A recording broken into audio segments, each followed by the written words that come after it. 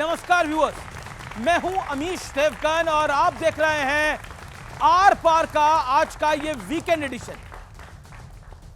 इस देश में मुसलमान को लेकर, तुष्टीकरण को लेकर सियासी बयानबाजी का एक दौर लगातार जारी है और वोट बैंक वाली सियासत के बारे में भी आपने खूब सुना होगा और यह भी सुना होगा कि वोट बैंक का कनेक्शन एक खास आबादी से जोड़ा जाता है। राहुल गांधी ने तो खुलकर कह दिया है कि हम मुसलमानों की बात करते हैं, इसलिए हमें कई बार मुस्लिम परस्त बोला जाता है, लेकिन हमें इससे डरने की कोई आवश्यकता नहीं है। लेकिन मुद्दा सिर्फ कांग्रेस कर रही है, तमाम विपक्षी पार्टियों में मुसलमान समाज का सबसे बड़ा ठेकेदार बनने की एक होड़ सी लगी हुई है और लगी रहती है।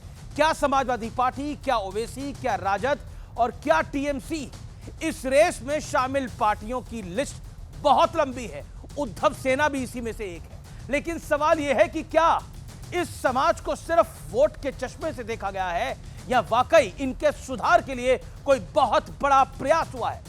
सवाल यह भी है आज देश के सामने कि मुस्लिम समाज को लेकर मोदी सरकार का रिपोर्ट कार्ड आखिरकार कहता क्या है।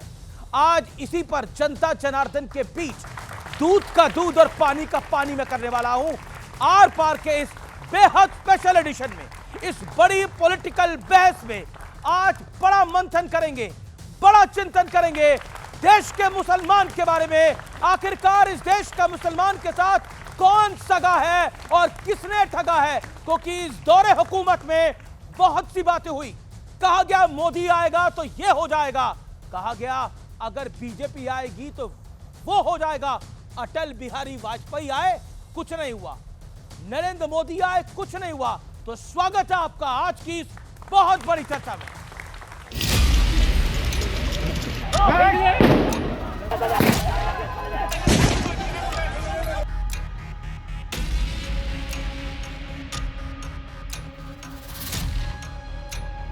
सवाल देश की दूसरी सबसे बड़ी बहुसंख्यक आबादी का है, जिसके नाम पर दशकों से सियासत होती रही। कभी तुष्टीकरण का आरोप लगा तो कभी वोट बैंक वाली सियासत का खेल खेला गया। लेकिन प्रधानमंत्री नरेंद्र मोदी ने न्यूज 18 के राइजिंग इंडिया मंच से इस सियासत पर जोरदार प्रहार किया। तुष्टीकरण की इस राजनीति में कांग्रेस को सत्ता मिली, कुछ कट्टरपंथी नेताओं को ताकत और दौलत मिली, गरीब पसबंदा मुसलमान को क्या मिला? तुष्टीकरण यानी पॉलिटिक्स ऑफ एब्यूजमेंट। कांग्रेस ने इसे वोट बैंक की राजनीति का हथियार बना दिया। इस बीच राहुल गांधी का भी एक बयान सामने आया, जिसमें उन्होंने कहा कि हम मुसलमानों और अल्पसंख्यकों की बात करते हैं, इसीलिए हमें कई बार मुस्लिम परस्त बोला जाता है, लेकिन हमें इससे डरना नहीं है। राहुल ने दावा तो बहुत बड़ा किया, लेकिन सवाल है कि क्या दशकों तक कांग्रेस के राज में मुस्लिम आबादी के हालात सुधरे या फिर इनके नाम पर भड़काने और उकसाने वाली सियासत हुई। सीएए, 3 तलाक से लेकर नए वक्फ कानून तक ये सिलसिला लगातार बदस्तूर जारी है।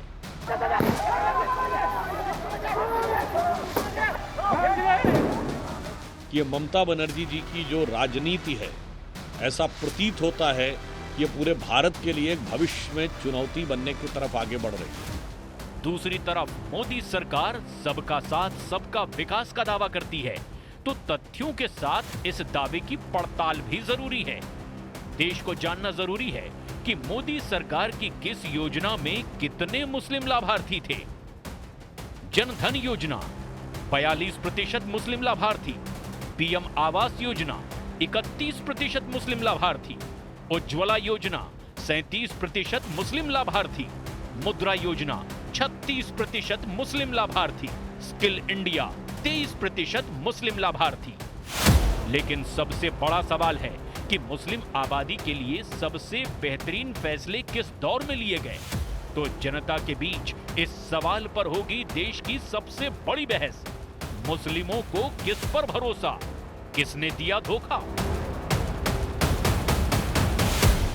इसी बड़े सवाल पर सबसे बड़ी चर्चा, बहस का एजेंडा क्या है। दशकों तक कांग्रेस ने मुस्लिम समाज को सिर्फ क्या वोट बैंक समझा है और अभी भी समझ रहा है, और इसमें कई विपक्षी पार्टियां भी हैं। सियासी साजिश के तहत बीजेपी की मुस्लिम विरोधी छवि बनाने की कोशिश हुई है। बीजेपी ने योजनाओं में कोई भेदभाव नहीं किया, फायदा देश के मुसलमानों को भी मिला है। अगर बीजेपी मुसलमानों की हिमायती तो फिर 80 और 20 वाली सियासत भारतीय जनता पार्टी क्यों करती है, यह बीजेपी से भी सवाल है। तो स्वागत है आपका आज की इस बड़ी चर्चा में। मेरे साथ कौन कौन है परिचय करा देता हूं। शाजिया इल्मी भारतीय जनता पार्टी की प्रवक्ता है, मौलाना अंसार रजा मेरे साथ है, गरीब नवाज फाउंडेशन के प्रोफेसर अजय उपाध्याय प्रवक्ता कांग्रेस पार्टी के, तालियों के साथ अभिनंदन करिए। राजकुमार भाटी हैं प्रवक्ता समाजवादी पार्टी के। मेरे साथ इस चर्चा में फैज खान है मुस्लिम राष्ट्रीय मंच के। मेरे साथ विवेक श्रीवास्तव है नेता लेफ्ट के और प्रवक्ता भी हैं। आप तमाम लोगों का भी अभिनंदन है। तो तालियों के साथ सबका स्वागत है इस चर्चा के अंदर। तो इस चर्चा की शुरुआत करते हैं शाजिया इल्मी आपसे, भारतीय जनता पार्टी की आप प्रवक्ता। शाजिया इल्मी, मेरे को यह बात बिल्कुल नहीं कहनी चाहिए लेकिन आप भारतीय जनता पार्टी की प्रवक्ता भी है और मुसलमान भी है। ऐसा क्या किया है भारतीय जनता पार्टी ने, ऐसा क्या किया है मोदी ने कि विपक्ष जो नैरेटिव सेट करता है उसमें इस देश का मुसलमान फंस जाता है? कुछ तो गलत किया होगा। अमीर जी, सबसे पहले जी मैं हिंदुस्तानी हूं, मैं महिला हूं, मैं मुसलमान हूं और मैं सुन्नी परिवार से, मेरे पिता मौलाना इसाक इल्मी देवबंद से हैं और जिनको खिताब इल्मी देवबंद से मिला है। तो मैं सारा पूरी तरह से तफसील से अपना तारुफ कर दूं और बताऊं कि पहली बार अगर मुसलमानों के साथ इंसाफ हुआ है, किसी ने उनके घर के लिए सोचा है, पानी के लिए सोचा है, घर में गैस के लिए सोचा है, जनधन के तहत कुछ माइक्रो क्रेडिट के लिए सोचा है, तो पहली बार इस सरकार ने, मेरी सरकार ने सोचा है और इसका मुझे बहुत फक्र है। मुसलमान सियासी गुलाम नहीं है, मुसलमान बंधुआ मजदूर नहीं है, मुसलमान किसी एक पार्टी के लिए वोट जिहाद करने नहीं आया है। मुसलमान इस देश का बराबर का हकदार है, स्टेक होल्डर है और बराबर का निवासी है। कब तक उसे डरा धमकाकर उससे वोट छीने जाएंगे, मुसलमान बर्दाश्त नहीं करेगा। बराबर का हकदार है और वो रहेगा। और आपने बताई सारी स्कीमें और आप देखिए कितनी क्या है आबादी, 14 से 15% पूरे देश की आबादी में, और आपने देखा कितने लाभार्थी हैं, 30%, 31%, 36%। तो आप देख सकते हैं कि एक भी मुसलमान ने आज तक नहीं कहा है कि मोदी सरकार में हमारे साथ कोई पक्षपात हुआ है।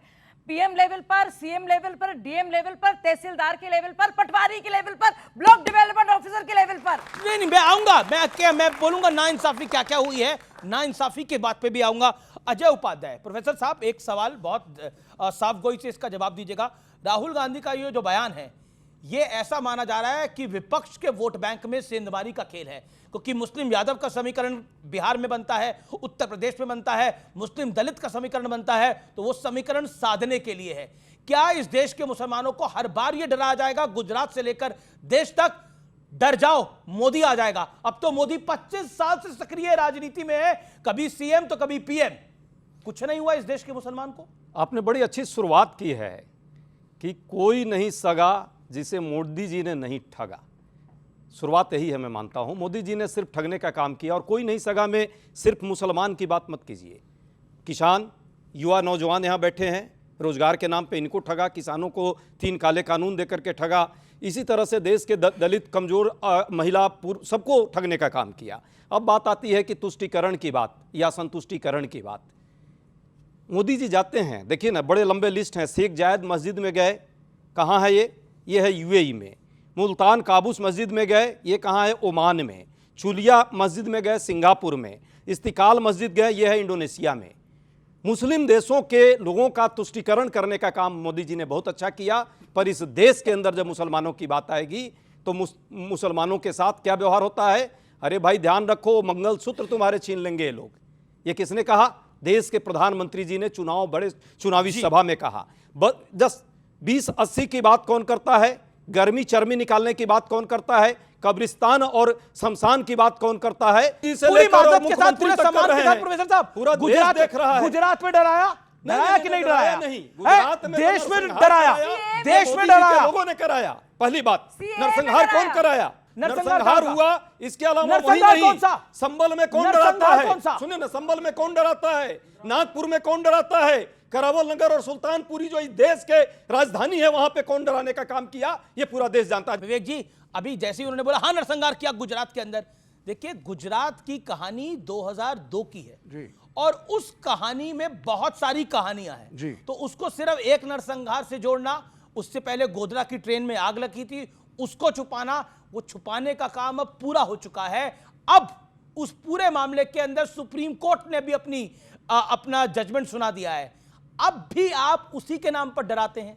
ये हमारे देश का कॉन्स्टिट्यूशन है। क्या वेलफेयर स्कीम सेलेक्टिवली धर्म या जाति के हिसाब से तो नहीं है ना, रिजर्वेशन जरूर है। तो आप जो वेलफेयर स्कीम दोगे उसमें हिंदू मुसलमान दोनों के लिए होगा। आपने क्या खास किया? और 70 साल तक, सुन लीजिए, 70 साल तक सबसे बड़ी उपलब्धि कांग्रेस की भी, कम्युनिस्टों की और सेकुलर पार्टियों की, कि एक मुसलमान एक हिंदू के बराबर था, एक वोट था, आंख में आंख डाल के देख सकता था, भाई की तरह गले में बाहें डाल सकता था और साथ चल के भारत का निर्माण कर सकता था। मुख्यमंत्री बना, राष्ट्रपति बना, उपराष्ट्रपति बना, रेल मंत्री बना, सब पोजीशन पे आया। और आज विवेक जी आप बहुत इंटेलिजेंट है और आपकी इंटेलिजेंस पे किसी को कोई शक नहीं है जी। आपके विवेक पे कोई शक नहीं है विवेक जी। एक सवाल का जवाब दीजिए, 2014 से पहले इस देश में कोई दंगे नहीं हुए थे? हाँ या ना में जवाब दीजिएगा। सुन लीजिए एक सेकंड। अच्छा, 1947 का बंटवारा किसके नाम पे हुआ था? जो लोग कहते हैं कि हिंदू मुसलमान अब होना शुरू हुआ है जब से मोदी आया है, बड़े बड़े 5 स्टार होटल में बैठ के और वाइन के ग्लास को पकड़ के, कि तब से बंटवारा शुरू हुआ है। तो 1947 में धर्म के नाम पे यह देश बंटा था। किसके नाम पे बंटा था ये देश? धर्म के देश पे, धर्म के नाम पे बांटा गया सुनिए था। आप, कौन था? कौन प्रधानमंत्री बना था तब? अगर आप जिन्ना के ऊपर उंगली उठाएंगे तो हिंदू महासभा पे भी उंगली उठाएंगे। बहुत बढ़िया। प्रधानमंत्री कौन बना था? उसी हिंदू महासभा के पार्टीशन एक्सेप्ट किसने किया था? गोडसे ने उतर करके गांधी को गोली मारी थी। नहीं, मत कहिए आप गोडसे पे आ गए। मैं पार्टीशन पे था। कहना कि पार्टीशन मुसलमानों की वजह से पार्टीशन पे था मैं, गलत है। ओके देखिए फैज खान, इस देश में चलिए प्रधानमंत्री मोदी ने न्यूज 18 के एक समिट पे बहुत महत्वपूर्ण बात बोली और देश के गृह मंत्री ने भी बोली कि पार्टीशन हुआ था। पार्टीशन भी तुष्टीकरण की देन था इस देश को, और उस पार्टीशन का सबसे बड़ा बेनिफिशियरी कौन रहा है, यह किसी से ढकी छुपी बात नहीं है। कैसे हुआ वो पार्टीशन? लेकिन फैज खान 47 से लेकर आज तक कभी पार्टीशन होता है और कभी वक्फ के नाम पर एक दीवार खड़ी करने का प्रयास होता है। क्या हो रहा है इस देश के अंदर? बिस्मिल्लाहिर्रहमानिर्रहीम रब्बिश रहली सदरी व यस्सिरली अमरी वहलुल उक़दतम मिन लिसानी यफ़क़हू क़ौली। नमो अरिहंताणम, नमो सिद्धाणम, नमो आर्याणम, नमो ज्ञानम, नमो डोए सब साहुणम। मुसलमानों का सगा कौन है और मुसलमानों को ठगा कौन है? जिसने इस देश का धर्म के नाम पर विभाजन किया, उसने मुसलमानों को सबसे पहले ठगा। और मुसलमानों का सगा कौन है ये आप सुन लीजिए।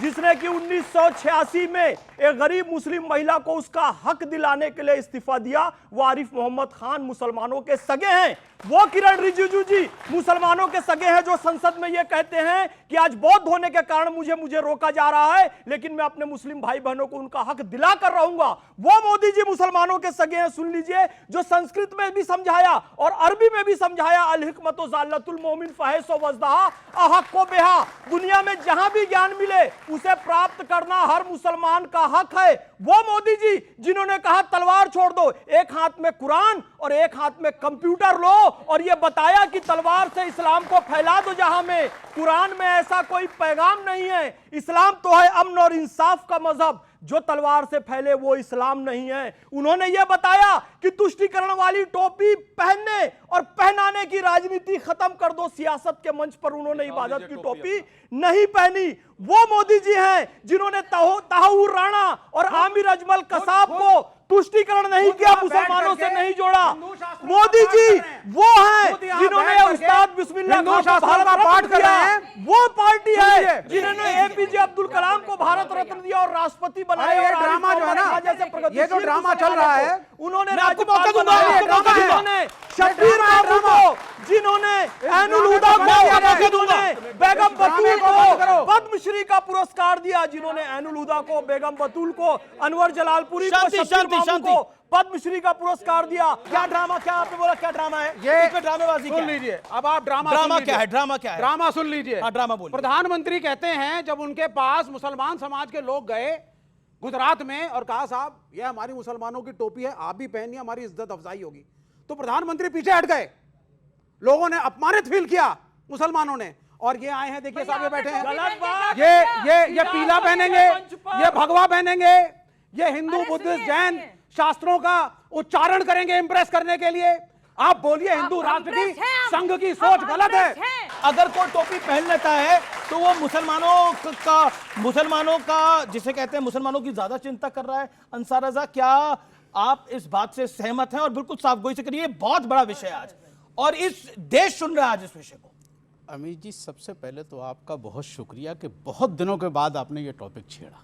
धन्यवाद उसके लिए हम न्यूज़ 18 के शुक्रगुजार हैं। मैं एक शेर से अपनी बात को शुरू करता हूं जी जी बिल्कुल। कि वो झूठ बोल रहा था बड़े सलीके से। एक सेकंड, देखिए लेट्स नॉट, देखिए वो बहुत झूठ serious बोल topic। रहा था जी बड़े सलीके से। मैं एतबार न करता तो और क्या करता। यही कहावत है, बिल्कुल सही कहा आपने। एक सेकंड, उनको बोलने दीजिए। जी बोलिए। मैं मोदी जी से गुजारिश करूंगा कि आप बहुत दानिश्वर हैं, पूरी दुनिया में जाते हैं आप घूमने के लिए। जब आप कतर जाएं तो वही सिस्टम रखिए जो इंडिया में रखते हैं, तब तो अच्छा लगता है। जब आप दुबई जाएं तो वही सिस्टम रखिए जो इंडिया में रखते हैं। जी जी जी जब आपको वहां के एतबार से दुनिया का सबसे देश है, कैसे सिस्टम हो सकता है? बिल्कुल। जहां टोपी नहीं पहनेंगे, जहां टोपी नहीं पहनेंगे, हिम्मत है तो वहां भी टोपी मत पहनो। एक सेकंड ना, टोपी नहीं डाली, टोपी नहीं टोपी की बात ही नहीं की मैंने। ये एक सेकंड विवेक, आप इनकी मदद नहीं कर रहे हैं। एक सेकंड देखिए विवेक जी, आप इनकी मदद नहीं कर रहे हैं, इनका नुकसान कर रहे हैं। एक सेकंड देखिए विवेक जी, अब आप उत्तेजित हो देखिए रहे हैं। बार बार टोपी की बात आ रही है। टोपी हमारा मजहबी शियार है। हम नहीं चाहते कि कोई हमारे इस्लाम के ताल्लुक से टोपी को लेकर के कोई राजनीति करे। ये हमारा धार्मिक शियार है। बिल्कुल सही बात है। जिसको तिलक लगाना है वो तिलक लगाए, जनेऊ पहनना है जनेऊ पहने। मैं किसी से नहीं कहता कि आप हमारे प्रोग्राम में आइए तो आप टोपी पहनिए। ये जो लोग करते हैं, हमारे अफ्तार में आए तो हमारी टोपी पहन ली, जैनियों में गए तो जैनियों की ये सब ड्रामाबाजी है। आप आइए, आप हमारे हिंदुस्तानी भाई जी, हैं, जी। हम इस्तकबाल करेंगे बहुत आपका। बड़ी बात आप है। तिलक लगा के आएंगे तो स्वागत करेंगे, माला पहन के आएंगे तो इन्हें स्वागत समझाइए, करेंगे। आपके बगल में खड़े हैं। सुनिए, वो अपमान सुन तो लो यार। नहीं, आप सुनिए पहले, आप उत्तर दीजिए। दूसरा- वो अपमान अंसार रजा जी जो मोदी साहब ने उस वक्त मुसलमान समाज के लोग क्या गए अपमान है इसके थे, अंदर? निवेदन किया था हाथ जोड़ के और अपनी बिल्कुल, टोपी बिल्कुल प्रस्तुत ये की अपमान थी है। ओके, और ओके, पीछे एक हट गए सेकंड, मुझे तो थे। जवाब क्या वो इंसल्ट नहीं थी? नहीं एक सेकंड, जो जाहिल लोग मोदी साहब के सामने टोपी लेकर के गए थे, वो सबसे बड़े जाहिल हैं। और वो ये जाहिल बहुत नहीं क्यों है, गए? ये जाहिल नहीं है, क्यों गए? ये जाहिल नहीं है। क्यों अपना शहर पहनाने के लिए और गए? ये जो खड़े होकर के हिंदुओं के, बौद्ध के, जैन के मैं- श्लोक सुना रहे हैं, देखिए ये भी जाहिल मैं है। किसी के बारे में नहीं वो भी बात करता, सुना, मैं आपको अपने बारे सुना- में बात बोल करता दीजिए, हूं। ये भी जाहिल है। देखिए, अब जहां तक सवाल मोदी जी का है, मैं मोदी जी से गुजारिश करूंगा, अगर वाकई आप मुसलमानों के हमदर्द हैं, तो टोपी जो पहनिए। हिंदुस्तान में गंदी बयानबाजी हो रही है, जी जी जो गंदी भाषाएं मुसलमानों के लिए मस्जिदों के सामने, मज़ारों के सामने जो इस्तेमाल की जा रही है, अगर वाकई आप हमारे हमदर्द हैं तो एक स्टेटमेंट जारी कीजिए ठीक है, ठीक कि है। ये मुल्क हमारा ओके, है। राजकुमार ये सारी, एक मिनट, ये सारी चीजें नहीं होंगी। हमारे उत्तर प्रदेश के माननीय योगी आदित्यनाथ जी ने एक बात कही कि देश के लोगों को हिंदुओं से संस्कार सीखना चाहिए। हमने योगी जी का भाषण सुना, लेकिन योगी जी मुझे सिर्फ इतना बता दीजिए, क्या मज़ार पे चढ़ करके भगवा झंडा लहराना ये हिंदुत्व है? क्या किसी मस्जिद के सामने बद्दी गालियां देना ये हिंदू संस्कार है? नहीं, ये हिंदू संस्कार नहीं है। हिंदू संस्कार वो है कि कोई मुसलमान अगर रास्ते में गिरा हुआ है उसको उठा करके सीने से लगा ले, ये हिंदू संस्कार है। राजकुमार भाटी, ये अपनी सियासत को चमकाने के लिए, मेरा सवाल बहुत डायरेक्ट है, अपनी सियासत को चमकाने के लिए बार बार क्या मुसलमानों को डराने का प्रयास होता है? अब वक्फ के नाम पर ये सब कुछ किया जा रहा है सिर्फ आपकी मुसलमानों की डिबेट- ठेकेदारी लेने के लिए। आपकी डिबेट जब शुरू हुई तो ऐसे चली, डिबेट की ट्रेन, जो डिबेट की ट्रेन होती है ना ऐसे चली, और आधी मिनट बाद ऐसे हो गई। मैं इसे वापस पटरी पे लाता हूँ। ठीक है, आपका सवाल है कि मुसलमानों का कौन सगा और मुसलमानों को किसने ठगा, तो बिल्कुल साफ जवाब है, बीजेपी और मोदी जी मुसलमानों के सगे, और कांग्रेस, सपा, बसपा, कम्युनिस्टों ने मुसलमान ठगे। क्यों? क्यों? ये कांग्रेस, ये सपा, ये बसपा मुसलमानों को लोकसभा के टिकट देती हैं, विधानसभा के टिकट देती टिकट है हैं, सब, उन्हें टिकट। मंत्री बनाती हैं, उन्हें कहीं कहीं तो मुख्यमंत्री बना देती हैं, उनका काम बिगड़ता है, बेचारे उसमें समाज की सेवा में लग जाते हैं। उत्तर प्रदेश में कब मुख्यमंत्री मोदी बनाया था जी- आपने? समाजवादी पार्टी ने बिहार उत्तर में प्रदेश तक बनाया है ना? कांग्रेस ने। उत्तर प्रदेश में कब मुख्यमंत्री बनाया या उप मुख्यमंत्री बनाया? बिहार में जवाब कांग्रेस ने मुसलमान को मुख्यमंत्री बनाया। है? बिहार में कांग्रेस ने मुसलमान को मुख्यमंत्री बनाया। कांग्रेस ने बनाया। मैं आपकी बात, मैं कांग्रेस का जो उत्तर बात है प्रदेश जवाब ले में लूंगा। हमने- कांग्रेस ने तो महाराष्ट्र उत्तर में भी बनाया, प्रदेश में एक क्या हमारी अंतुल्य सरकार साहब को में- बनाया। उत्तर प्रदेश में आपने किस मैंने ये तो नहीं कहा कि मुख्यमंत्री सारे बनाया? प्रदेशों के मुख्यमंत्री बनाए। मैं ये उत्तर तो नहीं प्रदेश कहा की, मैंने। आप कहां पर है? नहीं, आपका सवाल ही गलत है। आप बिल्कुल सवाल सही है सर। नहीं, मैं नहीं, वो सवाल आप तो गलत उत्तर है। प्रदेश में ही है ना? सवाल गलत है, उत्तर आपका प्रदेश में ही एकदम। आपकी सरकार आएगी ना? और कहां आएगी दूसरी जगह? सुनिए, मेरा और दूसरी जगह कहां आएगी बताइए? मेरे वाक्य को आपको ठीक से सुनना चाहिए था। हाँ चाहिए, ठीक से मैंने सुनाइए। कहा विधायक बनाते हैं, सांसद बनाते हैं, मंत्री बनाते हैं, मुख्यमंत्री बनाते हैं। कांग्रेस ने कई जगह मुख्यमंत्री बनाए मुसलमान, मैंने ये कहा था। समाजवादी पार्टी ने उत्तर प्रदेश में 8 मंत्री बनाए मुसलमान, कैबिनेट मिनिस्टर। उत्तर प्रदेश में ऐसे ऐसे बनाए जो मुख्यमंत्री से सेकंड माने जाते थे, जिनका पूरा रौब चलता था। हो गया आपके सवाल का जवाब। आजम खान, अब आगे बढ़ता हूं। मुसलमान वह मस्जिद में नमाज पढ़ते थे अयोध्या में, बाबरी मस्जिद में। बीजेपी ने आरएसएस ने मिलकर गिरवा दी। अब मुसलमान अपना काम करेंगे तो कौन सगा? बीजेपी आरएसएस उनकी सगी। मुसलमान लड़कियों के साथ रेप करने वाले बिल्किस बानो के पूरे परिवार के साथ रेप और उसका मर्डर करने वाले लोगों को जब जेल से रिहा हुए जमानत पे, और नवाब तो यादव बीजेपी के लोगों ने माला पहनाई उन्हें, तो मुसलमानों के विरोध। नहीं, मेरा सवाल जो था, क्या वक्फ मैंने के नाम जवाब पर ही तो दे रहा हूं आप आपके सवाल का। वक्फ के नाम पर डरा रहे हैं आप देश के मुसलमान को कि उनकी जमीन छिल मुसलमान जाएगी? इतना- नहीं, उनकी मस्जिद छिल जाएगी, मजार छिल जाएगी। टोकता तो नहीं हूं आपके सवाल पे। आप लोग क्यों ऐसा समझते हो कि जैसे देश का मुसलमान किसी से डरता है?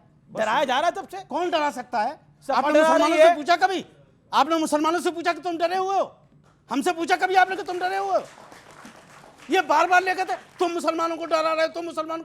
अरे ये कौम किसी से नहीं डरती भाई, ये नहीं डरती किसी से। आप मुसलमानों का चारा दिखा करके बीजेपी हिंदुओं का शिकार करती है। हाँ बिल्कुल सही। और क्या बात कर रहे? समाजवादी पार्टी खतरे में है भाई। हमने क्या कहा? बात चल रही ना यार देश की कि कौन डरा रहा है कौन। हम नहीं डरते किसी से भाई। और एक बात बता दूं आपसे, बीजेपी आपका तो जो शिकार टॉप- करती है हिंदुओं का, आपने बोला। बिल्कुल और सपा क्या करती है। करती है? सपा क्या करती है? सर एक बात बताइए, बीजेपी की शाजी आलमी साहब पढ़ी लिखी है, मैं इनसे एक सवाल कर लूं ना, नाराज मत होइएगा। चलिए मुसलमानों को तो छोड़िए, 5 काम गिना दें 11 साल में जो हिंदुओं के लिए किए हो बीजेपी ने। 5 काम गिना दे अभी मैं समझूंगा। ओके, शाहजेल में, शाहजेल में। 5 सुनिए, काम मैं गिनाइए। 1000 काम गिना दूं। आप मैं 5 गिना पांच दीजिए, नहीं, 1000 मत मैं गिनाइए। 1000 काम गिना 5 दूं, गिना दीजिए। लेकिन आप बता दिए कि वक्फ बोर्ड ने नहीं, हम मुसलमानों बता के लिए देंगे, क्या है? हम बता वक्फ देंगे। बोर्ड आप ने 5 काम मुसलमानों के लिए क्या क्या है? नहीं ये गिना बता सकती, दीजिए आप। नहीं गिना वक्फ बोर्ड- सकती। नहीं बता रहे। और मुसलमानों के लिए आए बाएं शाही 3 नहीं, तलाक, आए बाएं हलाला, शाही नहीं। बुर्का, सीएजी, फलाना टिका, ये मुसलमानों के वोट लिया हिंदुओं से अभी कहीं और और बैठे जा रहे हैं। मुसलमानों के दरवाजे पे। देखिए इनके पास जवाब नहीं है। 5 नहीं, मैं काम बोलूंगी बताया अब ना। कि आपने सबसे पूछा। हाँ, नहीं, बताया। नहीं, आपने मैं बोला, बोलूंगी, बोलिए। मैं बोलूंगी। बोलिए। आपने सबसे पूछा यहाँ पे कि वक्फ बोर्ड में ऐसी क्या किससे संशोधन पूछा? अभी में तो ऐसी वक्फ का क्या नाम ही दिक्कत नहीं आया। है? देखिए अगर इनसे पूछा जाए कि 9.5 लाख प्रॉपर्टीज पर आपने कितने मदरसे, कितने स्कूल, कितनी यूनिवर्सिटी, कितने कॉलेज, कितने अस्पताल खोल लिए हैं, जवाब नहीं निकलेगा। जवाब नहीं निकलेगा। जवाब दे दीजिए, एक लाइन का। सोचिए सबसे अमीर कम्युनिटी है मुसलमानों की। आप कहेंगे क्यों? पूछोगे ना बच्चों। एक लाइन का मुसलमान जवाब तो है नहीं, मुसलमान तो गरीब है। तो सोचिए लैंड होल्डिंग के हिसाब से, प्रॉपर्टी के हिसाब पर सबसे अमीर कम्युनिटी हो जाती है। इनका एक क्वेश्चन, आपने ये क्यों नहीं बनाया, ये क्यों नहीं बनाया? अमीश जी, आपके घर में हम जाकर के अपने 3 कमरे बना लें, वो कहे नहीं हम बनाएंगे, हटो तुम साइड से। आप कर सकते हैं? करने देंगे मुझे? बनाया किसने ऐसा? नहीं करने देंगे ना। मेरा क्या तो बोलना ये जो कर रही हैं वो यही कर रही हैं कि वक्त तुम्हारा फैसला मैं करूंगा क्या बनेगा। ये कौन कह रहा है? क्यों? ये कैसे कैसे समझ कैसे नहीं पा रहे हैं। क्यों तुम फैसला करोगे भाई? फैसला यू कम इन। ओके, फैसला ओके। बीजेपी क्यों करेगी?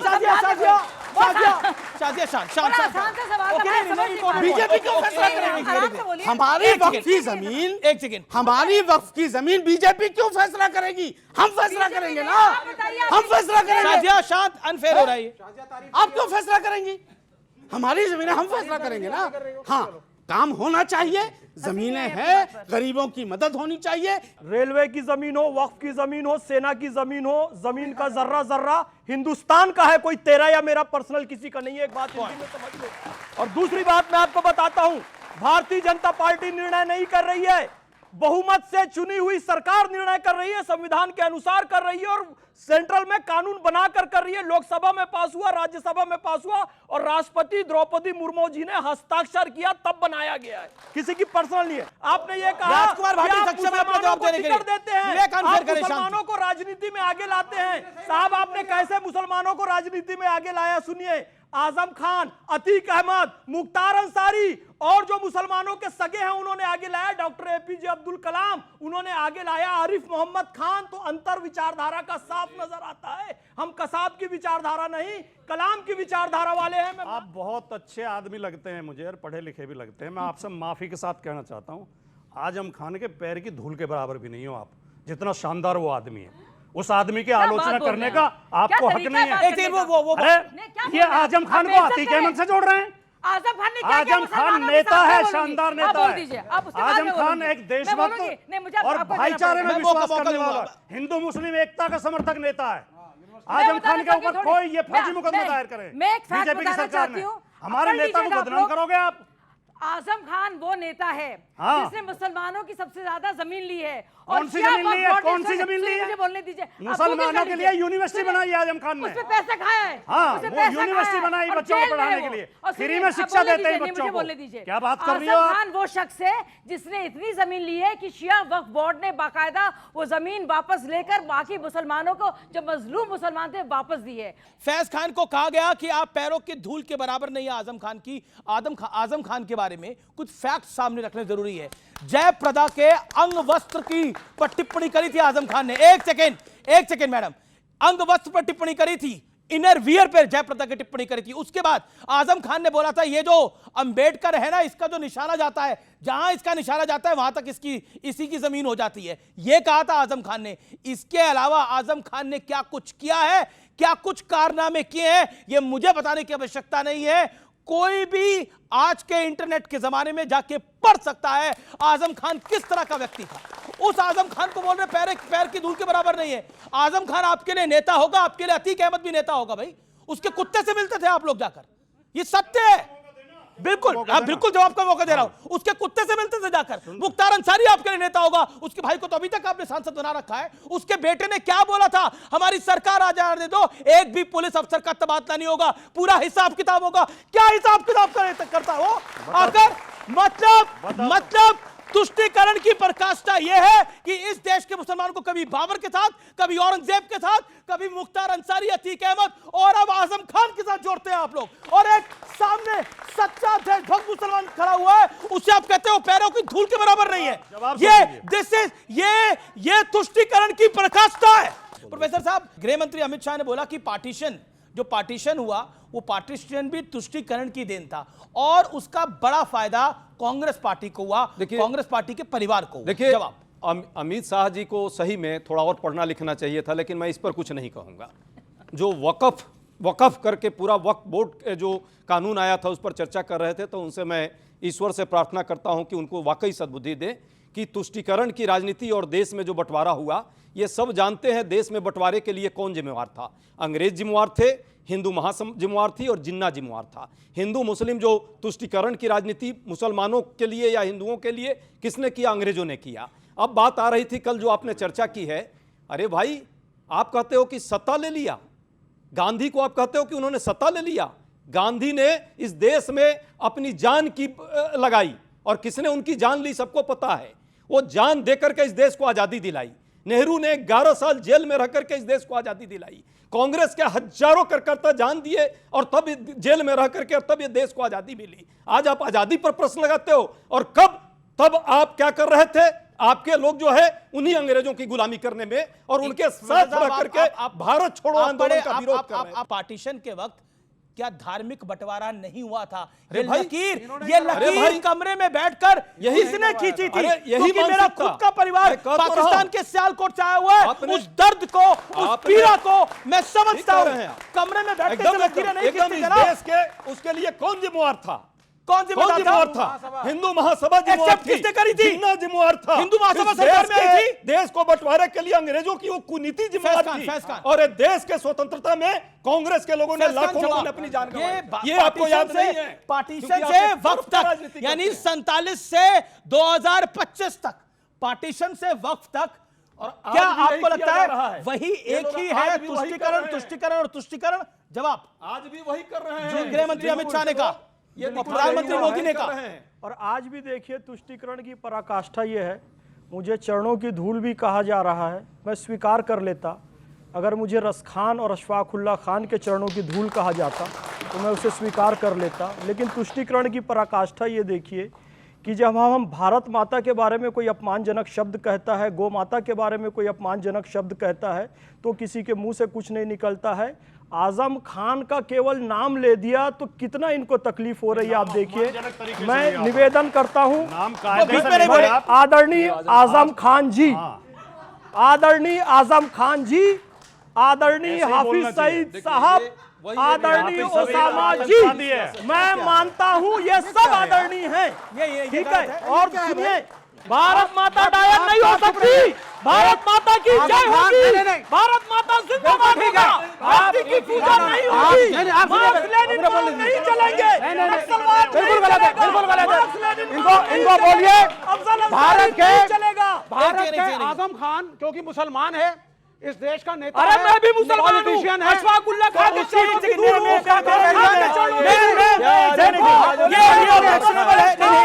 भारत माता के चरणों की धूल हूं, मैं भारत माता के चरणों की धूल हूं, मैं आजम खान के चरणों की धूल नहीं हूं। ठीक है भैया, आदरणीय आजम खान के आपको एक सेकंड होल्ड ऑडियो डाउन। आपको आजम खान के बारे में कुछ बोलना बोलिए, लेकिन आप ओसामा बिन लादेन को साहब नहीं कह सकते, हाफिज सईद को साहब नहीं कह सकते। I object. मेरा सवाल यह है, इस देश की सेकुलर पार्टियों ने क्या आपके साथ इंसाफ किया है? सीधा सवाल है और सीधा जवाब चाहूंगा। बिरयानी जो है ना, वो 3-4 चीजों से बनती है। उसमें नमक डाला जाता है, मिर्च डाला जाता है, गोश्त डाला जाता है। इसमें एक खुशबू पैदा करने के लिए एक तेज पत्ता डाला जाता है। और जब बिरयानी बनके तैयार हो जाती है और खाने की नौबत आती है, तो सबसे पहले उसी तेज पत्ते को निकाल के फेंका जाता है। भारत के मुसलमानों का 17 साल से उसी तेज पत्ते की तरह इस्तेमाल किया जा रहा है। जो आता है सब हमें इस्तेमाल करते हैं, और जब खाने की नौबत आती है हमें फेंक देते हो इस्तेमाल। बहुत बड़ी बात ये सेकुलर पार्टियों का हाल है देश में। सेकुलर पार्टियों ने आपको इज्जत दी, इस तरह के प्रश्न नहीं दिए। आप हाथ छोड़िए और ये तरीका आप पहले अपोलोजाइज करिए, अपनी जगह पे खड़े रहिए, अपनी जगह पे खड़े रहिए। मैं डिबेट को रोकूंगा अगर आप अपनी जगह से हिलेंगे। आप किसी पैनलिस्ट को इंसाइट करने की कोशिश कर रहे हैं, बार-बार करके इज्जत देना चाहते हैं। एक बात सुनिए अजय जी, एक बात सुनिए, सेकुलर पार्टियां गई तेल लेने, मुसलमानों को कोई गुलाम ना समझे, ना डराए कि उसे इज्जत दी, कोई इज्जत नहीं देता। एहसान फरामोशी चल रही है, एहसान फरामोशी चल रही है। ये इज्जत जो आपको दी गई ना, जो इज्जत आपको दी गई 70 साल, आपने कितनी बड़ी बात बोली है, आपने कितनी बड़ी बात बोली। फरामोशी है, एहसान फरामोशी क्या है? बिल्कुल है, क्योंकि सेकुलर पार्टियों ने इस बात की कि सेकुलर पार्टियों ने मुसलमान को इक्वल सिटीजनशिप दी, मुसलमान हिंदू के बराबर है। हमने दिया इसको, किसको? सेकुलर पार्टियों की वजह से बिल्कुल दिया है। तुम बन जाओ मोदी के एजेंट पर, नहीं करो वोट मोदी के लिए। एक सेकंड, मतलब विवेक श्रीवास्तव, आप इस देश के ये खुलेआम हुआ इस चर्चा के अंदर, ये खुलेआम हुआ इस चर्चा के अंदर, एक पैनलिस्ट को लगभग धमकाया जा रहा है और कहे तुम कैसे बोल सकते हो हमारे खिलाफ। आपके सामने हुआ है, बड़े मंच पे हुआ है, और कोई सेकुलर सुरमा को 70 सालों में दिस इज अनफेयर, बिल्कुल गलत। अंसार रजा को बड़े मंच से कहा गया है कि आप एहसान फरामोश है। आपने कैसे बोल दिया कि इस पर अमीश जी मैं एक्शन लूंगा। और अब आज का विचार, रिश्ते निभाने के लिए बुद्धि नहीं शुद्धि होनी चाहिए। सत्य कहो, स्पष्ट कहो, सम्मुख कहो। जो अपना हुआ वो समझेगा, जो पराया हुआ वो छूटेगा। ये जीवन की रीत। लेकिन आज इस देश के मुसलमान के साथ मैं सीधे संवाद में एक आखिर में बात जरूर कहना चाहता हूं। सबकी बात सुनिए, करिए अपने मन की, अपने विकास को देखिए, अपने बच्चों की ग्रोथ को देखिए। इस देश की सियासत ने कभी आपको बाबर में उलझा के रखा, आज औरंगजेब में उलझा के रखना चाहते हैं और वक्फ में उलझा के रखना चाहते हैं। आप अपने बारे में सोचिए। मेरी दिली तमन्ना है कि आप लोग तरक्की करें। फिलहाल इतना ही, नमस्कार।